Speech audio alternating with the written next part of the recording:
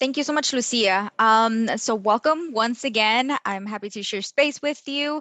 I wanted to provide you with a little bit of additional information, some numbers regarding our EOP applicants. So as you know, right, we have our Education Opportunity Program where we have an office in all of our 23 campuses.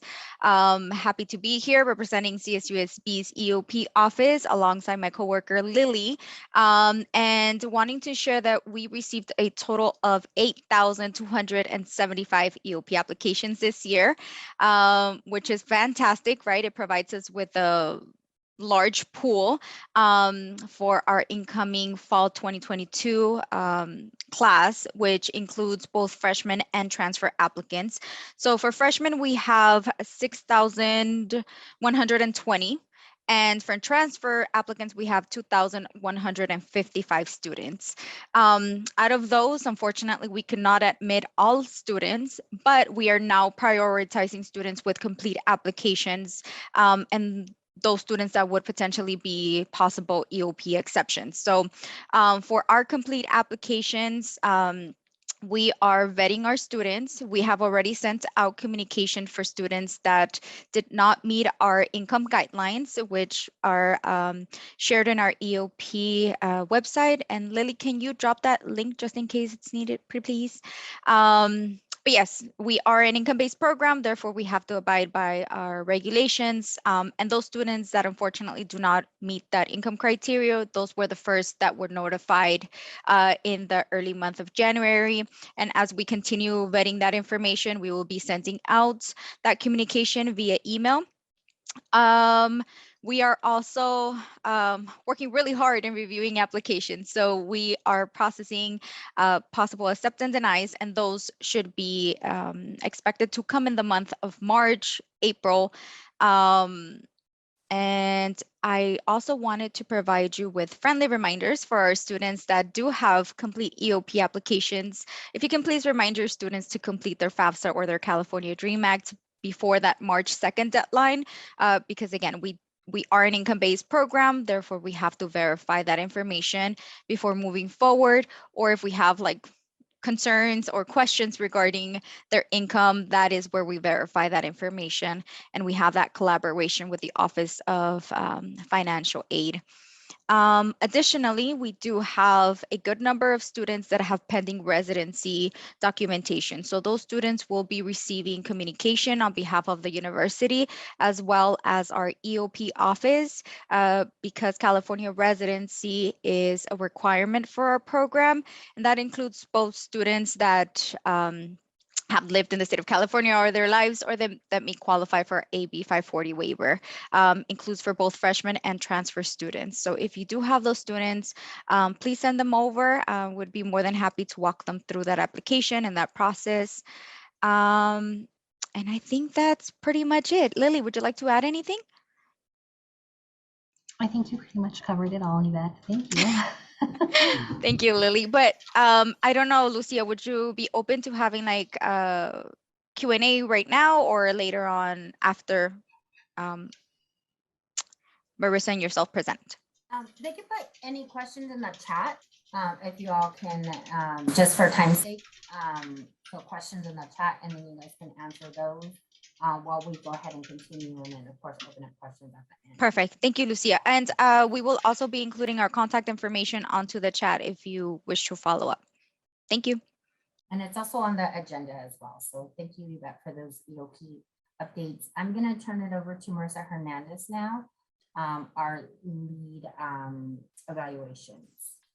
Hi, everyone. Good morning. So just some numbers in regards to what our application looks like and our applicants for the fall 2022 school year. So in total, we had about 21,000 applications come through.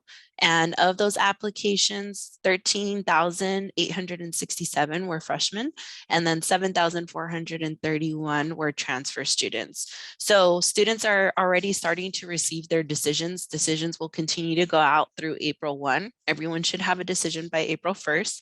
And students that are receiving denied decisions have 15 days to appeal their deny. So if you come across any of your students who were denied to our campus, please work with them on getting that appeal submitted as soon as possible and submitting official documents, because that's the only way their appeal can be reviewed is by official docs. So that is super important.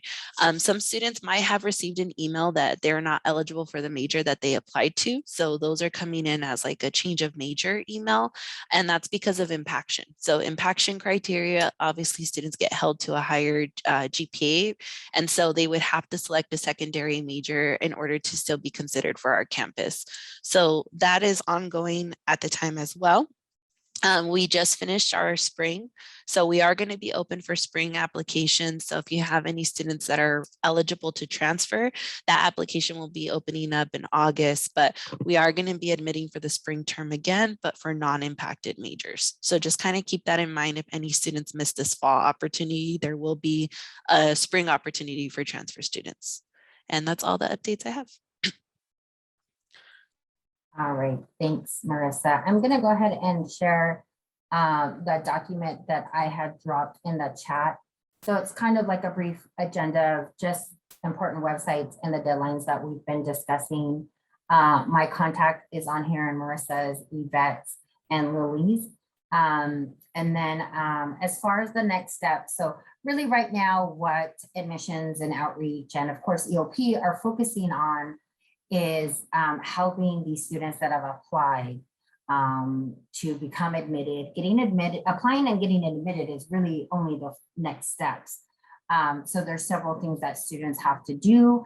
And so we do have a next steps website. We are getting a lot of questions right now about how to submit transcripts or documents to us. And so we do really hope that you can help your student population on how they can request. Everybody's kind of different. Some schools are in person, some are hybrid, some are virtual. So any ways that you can help your students on how they can request the documentation, specifically transcripts from you to get to us. Obviously we accept them electronically, in person, in a sealed envelope or through mail, and that information is on our website. And so we did have a partial transcript deadline for February 15th, all transfers, EOP students, and some freshmen. So we didn't ask from every high school student. However, some may need to submit transcripts, especially if they've applied to EOP or an impacted major, or really any changes on the application. It's important that they submit transcripts to us. We are making decisions. We've been making decisions since, December, January. And so we are reviewing the application and, especially just with things going on and no credit and things like that, reviewing from the application has been quite challenging. So it is important that students can get those transcripts in, and it will just help us to review and make admissions decisions. And most students will have admissions decisions by April 1st. And then like Marissa said, we do have our appeal process. So, and we understand when students receive that email and they're denied, it's just, it's crushing. They don't really read on the rest of the email, but the appeal process information and the link to the website is there, and I'll show those to you all briefly.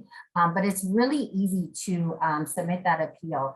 And it is important that they have up-to-date documentation on file with us. So whether they upload it through the appeal process or whether they let us know that transcripts have already been sent to us or received by us. So then we can review and make a decision. It is important that they do that appeal within 15 business days. That's pretty much 3 weeks of getting that, denial. We are getting questions, can I appeal after the 3 weeks? We really do need it within that time. They can submit the form, but it is really up to the appeals committee if they're going to be able to review and honor that. So, and Marissa can jump in if she wants to add anything in regards to that for appeals. So, but it's just important that they get that in. And I tell students, appeal, it is your right to appeal. We will take a closer look, especially if they think the decision was made in error. Now we have a lot of nursing students that may contact us and like, why didn't I get into nursing? And oftentimes that's because they don't realize what the requirements were going into it. And so, they can appeal, but we really can't change the requirements for nursing. So, it has to be that 3.7 for high school students, 3.5. So, but of course, they can still contact us if they have any questions regarding their admissions decision and connect with the counselor. And so we can discuss what happened and pretty much what their options are. Students are also able to change their major through the admissions process. Some of them have applied as early as October, and that major has changed. And so we do have a change of major form, and they can fill out this form with us in admissions up to the first day of class. They're not stuck in any major, so even once school starts, they're still able to change their major, but it's just a different process that they do through the Office of the Registrar once school starts. But again, if they want to change their major, they're able to do that during the application process. And it's a really easy form that they can fill out online. It's important to know if they do try to change to an impacted major, we're going to need transcripts on file and make sure that they meet those requirements before we can change them into one of our 5 impacted majors. Students are also able to change campuses. So if they originally applied for the San Bernardino campus and they want to attend the Palm Desert campus, they can email our Palm Desert admissions counselor, Alejandra Quintero, and her email's there. Email and she'll send them the form. It is a form, and we are working to hopefully get that on our websites. But right now you can email Alejandra, or the student can, and she'll send the form and then be able to change. And whether it's from either Palm Desert to San Bernardino as well. So there is a process for that. We are getting some questions from students regarding COVID-19 policies and that. So I did provide our Return to the Pack website. We know things are very fluid and constantly changing. And so we do tell students that, information will be sent to them as we get closer to fall 2022 starting. But of course, if they want to know information and the CSU policy for all on-campus students, staff, faculty, is that we are vaccinated and boosted. There are exemptions. They do have to file for the exemptions. There are various things we have to do, like a daily health screening that we have to fill out when we come to campus. The self-certification for vaccination. There's testing on campus. Masks are still being worn on campus, and that information is provided on the website. And again, it may change by the time fall starts, but again, we don't know that as of right now, but the best place to go for that information is that website. Outreach and student recruitment, we are hosting our next step virtual workshops. If you would like these at your schools, you can contact the outreach counselor that works with your school, or you can contact myself.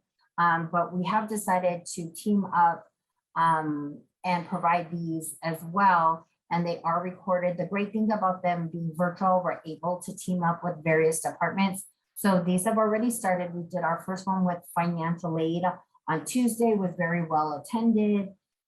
We will host these throughout until May. So next month we are teaming up with housing and admissions. We'll provide important admissions information regarding, and this is for applicants. And so we will send emails to their CSUSB email account that they receive when they apply to us. So it's important that they check their emails since this next step is specifically for applicants for fall 2022.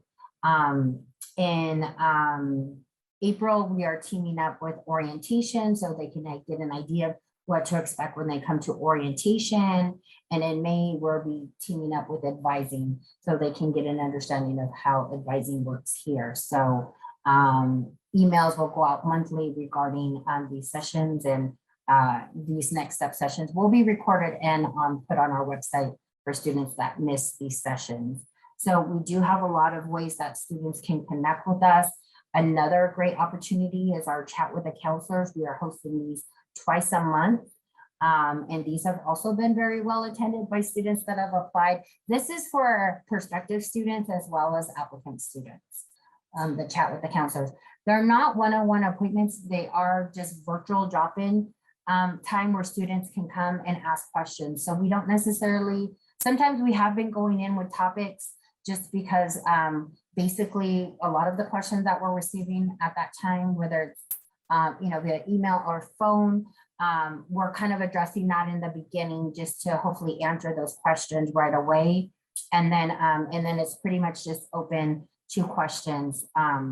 It's a question-driven session. So it's just a great opportunity. It is a group setting though. So we tell students that, it's not an appointment. So, don't show your transcripts or come with those super personal questions. We will connect with them offline at a different time, give them information so they can connect or call our office or where we can set up an appointment if needed to really address those very personal situational questions that a student may have regarding their specific admissions.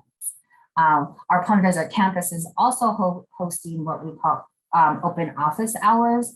And these are every other Wednesday. And so the registration link is on there. And again, no appointment needed, virtual drop-in hours where students can come and get questions or get their questions answered. And so we're not going to host the educators updates every month. We decided to do 2 this semester. And so our next one will be on April 15th.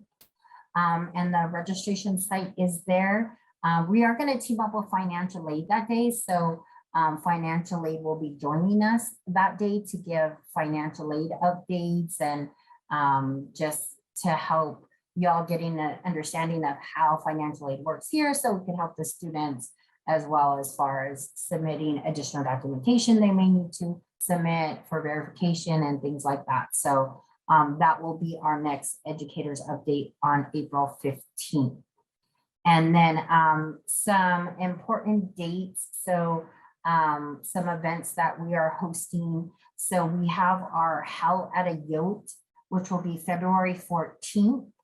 We're going to do 2 sessions, one for freshmen and one for transfer. These are virtual student panels. And the registration website is on our outreach website that is under outreach and student recruitment. Our website is right there. So and students will receive an email, applicant students, and we will be sending, we have flyers out. So we will be sending flyers to our counselor contacts so you can help us promote the session. And this is really just an opportunity for students to connect with current CSUSB students and hear from them. And some of these students have been here pre-pandemic and started during the pandemic. And so how things have, kind of been for them and really just get that student perspective. And then we are hosting a 2-part event called Choose CSUSB Day. And we are teaming up with a lot of our school partners on this. And so the first part will be on April 21st, and that will be virtual. And then the second part is an in-person event on April 30th.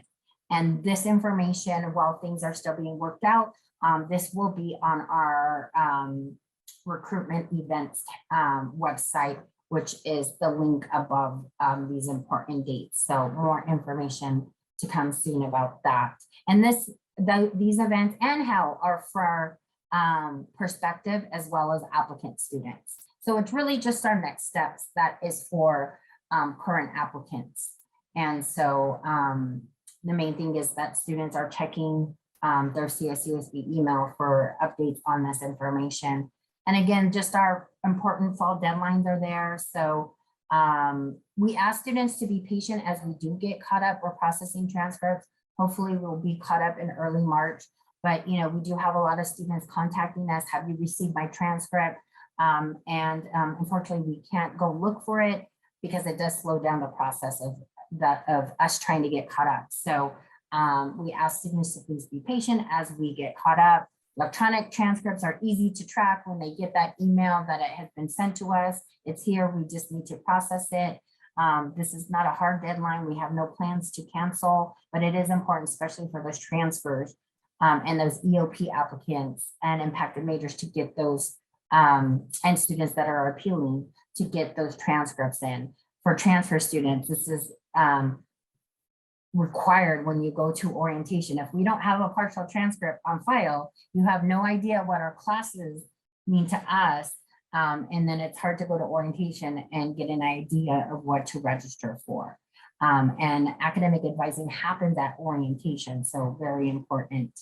Also the FAFSA and the California DREAM Act application deadline, priority deadlines coming up March 2nd. So please encourage your students to get their FAFSA and DREAM Act applications in by the priority March 2nd deadline. And students have until May 1st to accept their admissions offer as well as pay their enrollment confirmation deposit. And if we have an up-to-date FAFSA on file, we can possibly waive their enrollment confirmation deposit. So that's why it's important to fill those out early. Again, May 1st is that deadline. They're going to tell us they're attending or declining our admissions offer. And then June 15th is first year orientation registration deadline. And July 15th is our final transcript deadline, as well as transfer orientation registration deadline. And so EOP's websites and email and phone number, as well as our outreach, is on here. So again, if you have questions, please feel free to connect with us. We hope this session was helpful today. I'm just gonna share kind of those websites that I shared in the agenda, what they look like and where to find that information to help the students. So this is the Return to the Pack website. Hopefully you guys are all seeing this. Yes. Okay. And so information is on here regarding that, what it currently is here at Cal State San Bernardino right now. Our Next Steps website has important information on how to submit documents as well, like where to email them to, if they're electronic, and things like that. So very helpful. Our admissions form, this is where you will find various forms, but mainly the change of major form. Also name, if the name was incorrect on the application or it has changed, then they're going to want to submit that information to us. And the change of major form is really easy to fill out, as well as our appeals website. So a lot of important information on here, and the appeals document, which is a really easy document to fill out for students. And so they want to submit that as soon as possible. And then again, our outreach website. And so our contact information is here underneath the team.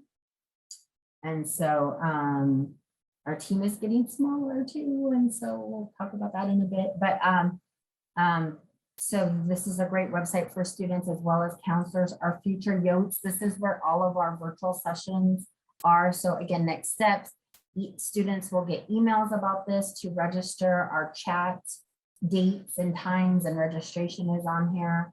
Our HAL, which will again be April 14th. The high school one for high school students, first years, is at 4 o'clock. And for transfers will be at 5 o'clock.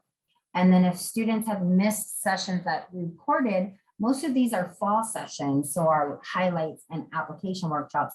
But again, we did just have our next steps workshop with financial aid. And so that recording is on our website too. And then our events for the Choose CSUSB, this will be on here once all that information becomes available. And then our counselors resources. And so again, where to register for, and the recordings for today's sessions, we will put that on here. And these are our fall sessions that we did. So yep, just briefly wanted to share that with you all. So I hope that is possible or that is helpful. Let us know if you have questions. You can put them in the chat. We do have one question from Nicole Rogers. She asked, is it possible to get that one-page document emailed to us? I put it in the chat. Were you able to get it from there? I wasn't able to open it, Lucia. Yeah, I wasn't able to open it either. All right, I will email this document then to those that attended today. So.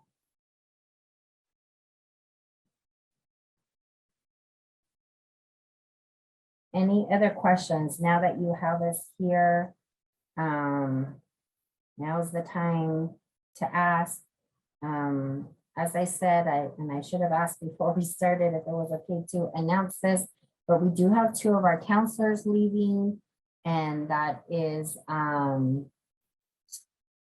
Chris Boise, he is leaving our campus, and Brenda Machuca. So if they were your school contacts, please feel free to contact myself with anything. We are trying things that have already been scheduled. We will try to accommodate that as best as possible, but we may have to reschedule some things just depending on the dates and times and that, because since we have a smaller team now, and our priority is also making admissions decisions. So we will do our best to try to make sure things are still covered. But again, please email if you have any requests or any questions. And so, all right, I think I've got the counselors name so I can look at the registration and send that to you guys. Any questions? If not, we're going to end early today, 35 minutes or 30 minutes. We started a little late, but again, we hope this was helpful to you. And, you know, please have your students connect with us if they have any questions. And again, if you can help students, make sure they are aware of how to request documents from you, transcripts, and get that into us. The February 15th will be, I'm sorry, July 15th will be a very important deadline to make sure that we get the transcripts prior to that. Can I add just one last thing, Lucia? Of course. So thank you for touching base on, all the websites and all that good info. On the EOP side, having 7-semester grades is very important. I am reaching out to a good number of students that have been referred to EOP as potential exceptions, just to verify that their transcripts are up to date, and to oftentimes clarify like course recovery courses that are registered for the spring term, just to verify that those A through Gs are being completed, or if not, to be considered as a potential EOP exception. But it's just that, right? Having the most updated transcript on file would be very important for us. Oftentimes, it's also for our transfer students that completed an application back in the day, and then they are trying to reapply, but the transcripts that we have on file now would be considered incomplete. So for those students, communication will also be sent out because we do need the most updated transcripts. And I think that's all I had. Oh, and the last thing, I think it's just continuing to push students to check their email, because I do give them deadlines, and I know that they receive numerous emails from multiple campuses that they apply to or express an interest to. But on the EOP side, I need to stand by those deadlines, because again, we have such a large number of applicants. So if I do need any additional information, that is where we would be sending that communication through. And then I also call. So I try to contact them as much as possible, but I would really appreciate that assistance. And, that's just a little reminder to the students to check their emails daily. Thank you.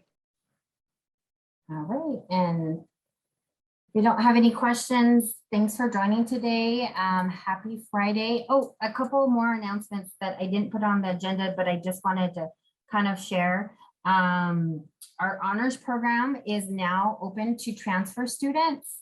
And so students that meet the GPA requirements will automatically join the program, freshmen and transfer students. And then those students that are in a GPA range will receive an email for an invitation to apply to the program. So again, it's important that students are checking that. We're excited to now have honors available for transfer students, since we have so many transfer students at CSUSB. And our students did return to in-person this week. And so we did start out spring semester virtually. And so students are now back on campus. We are getting this question a lot from students on, them taking their classes online. And pretty much since fall, just like pre-pandemic, 70% of our classes are in person. And so it's important to students to know that they may not be able to take all of their classes online. They might have like a hybrid schedule, but to know that, it really does depend on the major and the courses they're taking. So, but we are excited to have students back on campus. Our new student union is open as well. The official opening keeps being pushed back. And so it's opening, I think official, like the grand opening is next month, but we're very excited for our new student union where it has a bowling alley and pool tables and the Habit and just a lot of cool places. Our bookstore has been moved to the new student union and a lot of cool places for students to just hang out. All of our clubs and organizations are housed there. I believe Panda Express is coming to there. So, so yeah, we're very excited and it's very cool to go and see students utilizing that new union. And so those are just kind of some fun things that I wanted to share about CSUSB as well. So again, we hope this was helpful today. Happy Friday. It's Friday, yay. And so we hope to see you guys on April 15th when we will be providing some important financial aid updates. And again, this recording will be on our website. And I will try to email this out to everybody as well, the agenda that I shared with all that important information. So again, thank you guys so much. Have a good day. Have a good weekend. Go Yokes. Go Yotes, bye.